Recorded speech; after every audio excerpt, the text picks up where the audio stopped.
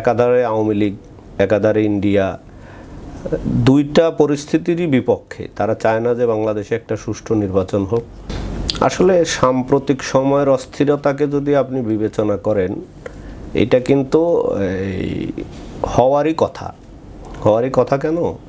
আপনি দেখবেন যে কোনো অভ্যুত্থানের পরে আওয়ামী লীগের বিচার, তারপরে হচ্ছে নির্বাচন ইত্যাদি সেগমেন্ট যখন সামনে আসতেছে, স্বাভাবিকভাবেই এই একাধারে আওয়ামী লীগ, একাধারে ইন্ডিয়া, দুইটা পরিস্থিতিরই বিপক্ষে। তারা চায় না যে বাংলাদেশে একটা সুষ্ঠু নির্বাচন হোক।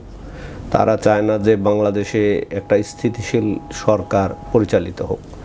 তো যখন ইন্ডিয়ার মতো একটা বড় রাষ্ট্র যখন এই ধরনের চিন্তার মধ্যে থাকে, আর আপনি তো জানেন যে বাংলাদেশে আওয়ামী লীগ ক্ষমতায় ছিল, ইকোনমিক্যালি তারা হাজার হাজার কোটি টাকা লুটপাট করে বিদেশে পাচার করছে। তারপরে আপনারা শুনছেন যে সালম গিয়ে ইন্ডিয়াতে শেখ হাসিনার সাথে দেখা করছে, এবং বিভিন্ন কায়দায় কিভাবে অস্থির পরিবেশ তৈরি করা যায়, এগুলো তো তাদের একটা ইস্যু আছে।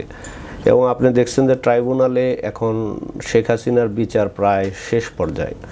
তো এগুলো তো হচ্ছে শেখ হাসিনার বিচার শেষ মানে তার যে কোনো সময় রায় হবে। তো রায় যখন শেখ হাসিনার রায় হবে অথবা আওয়ামী লীগের প্রধানের রায় হবে, স্বাভাবিকভাবে তো তাদের এক ধরনের ভীতি কাজ করতেছে। এবং সরকারের এইটা একটা ব্যর্থতা যে সরকার বিগত সময়ে যেভাবে গুরুত্ব দিয়ে এটাকে ট্যাকেল করা উচিত ছিল, স্মার্টলি হ্যান্ডেল করতে পারতো, সেটা সে করে নাই অথবা পারে নাই, অথবা আমলাতান্ত্রিক জটিলতা বা নানা সমস্যার কারণে হয় নাই, যার ফলশ্রুতিতে এখন কিছুটা ভোগান্তি বা কিছুটা অস্থিরতা আমাদের চোখে পড়তেছে আর কি। ইউএফটি ফার্স্টের সাথে ট্রেড করুন যে কোনো জায়গা থেকে। ক্যাম্পাসে ক্লাসের ফাঁকে, ঢাকার জ্যামে বসে কিংবা ঘরে বসে, ট্রেডিং এখন হাতের মুঠোয়। তাই ট্রেড করুন যখন খুশি, যেখানে খুশি।